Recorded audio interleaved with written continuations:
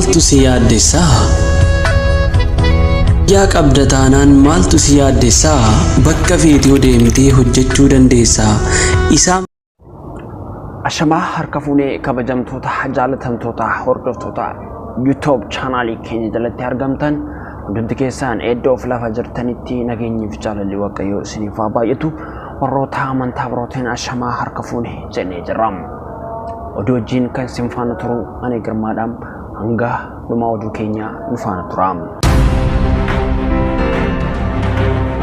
Akkuma armaan dura abbaa qabeenyaa yeroo muraasa keessatti beekamtii guddaa argachuudhaan akka addunyaatti balballoomsaa fi miidiyaalee garaagaraa irratti deemaa ture yeroo gabaabaa keessatti beekamtii argate. Abbaa qabeenyaa Oromoo kan ta'e obbo Mansuur Jamaal oduu addaa wayii qabatanii dhiyaataniiru. Hanga oduu dhugichatti yoo nu faana turtan kan isin hubachiifnu ta'an hanga dhumaatti nu faana tura. ያው እንግዲህ በተባለው መጠን መሰረት 5000 ብር እና አንድ ምጣድ ለመስጠት ዝግጅታችንን ጨርሰናል። አንድ ቁጥር ጀመርን እዚህ አዳማ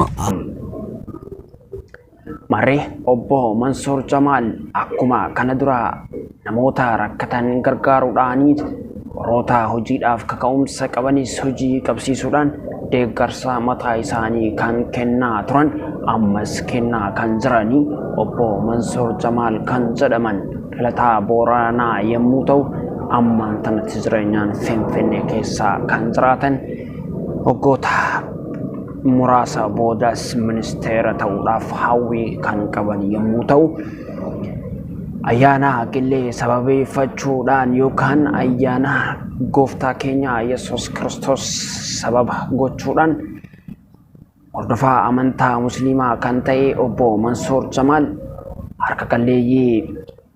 harka qalleeyyii hordoftoota amantaa kiristaanaatiif deeggarsa garaagaraa taasisaniiru.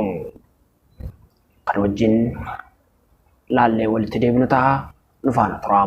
የክርስቲያኑ በዓል ሲኖር ሙስሊሙና ክርስቲያኑ አገር ቤት እንደዚህ እየተጋገዘ ነው ያደግኩትና ይህንን ባህል ማሳደግ ስላለብን እኔ እንደ አንድ ኢትዮጵያዊ ለዚህ ነገር Egaa obbo Mansuur Jamaal kana qofaa miti namoota hojii hin qabnes hojii qabsiisuudhaan namoota deeggarsa barbaadanis deeggarsa kennuudhaan kan beekaman yommuu ta'u obbo Mansuur gaafii deebii taasisaniif keessatti maalirraa kan ka'e deeggarsa kana godhuu dandeesse akkuma jedhaniin ibsa mataa isaa kenneeraam wanni hojiitti deebinaam. ማሳየት እንዳለባቸው ጠቁመዋል። ኢትዮጵያዊነታችን መገለጫ ደግሞ ክርስቲያን ሙስሊም አንድ ላይ ተሳስቦ ጎረቤት ለጎረቤት የክርስቲያኑን በዓል ሙስሊሙ ሲያከብር የሙስሊሙን በዓል ደግሞ ክርስቲያኑ ሲያከብር ስለሆነ እኔ በእንደዚህ አይነት ሁኔታ ነው ክፍለ ሀገር የገጠር ልጅ ነኝ በአስተዳደጌ በእንደዚህ አይነት ሁኔታ obbo Mansuur akka jedhanitti nuti kan guddanne ijoollee kiristaanaa fi musliimaa kan taane dhalachuu keenyaan garaagarummaa qabaannus amantii keenya irratti garuu wal deeggaruudhaan gaafa kiristaanii amantaa ofii gaggeeffatu ilmi musliimaa tokkos amantii isaa faana ayyaaneffachuun wanti isa daangessu hin jiru. Abbootiin keenyas akkasitti baratan nutis immoo kana itti fufsiifna jedhaniiru. Oduun har'aa qabannee dhufne kana fakkaata. Amma oduu biraatiin walitti deebinutti turtii gaarii nuuf qabaadhaam. Asiin faana ture ani Girmaadhaam. Viidiyoon kun fi kan kana fakkaatan amma boodas akka isin bira gahan yoo barbaadan oduulee jajjabdoo kan qabannee isiniif dhiyaanu ta'uusaa asumaan isin beeksisuu jaalannaam. Marree yuutuubii kanaaf haaraa kan taatan subscribe, like, share gochuudhaan maatii ta'a.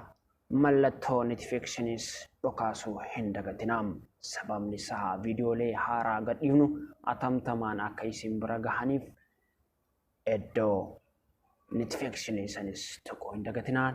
Turtii gaarii qabadhaa horaa bulaa. Amma oduu biraatiin walitti deebinutti turtii gaarii.